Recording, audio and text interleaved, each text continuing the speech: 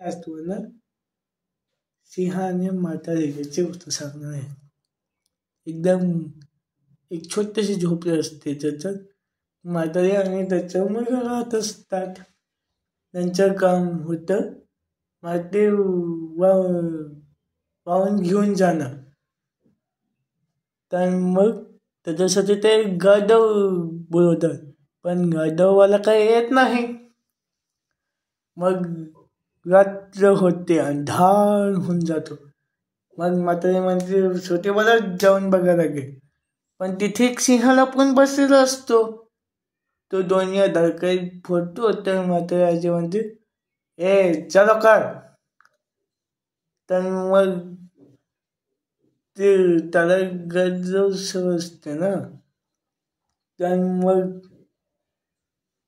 ते म्हणते की तो गाढवच आहे, घाबरायचा प्लॅन करू नको. तर मग ते म्हणते, तर मग सिंह कसं झालं तिचं काम करून टाकतो.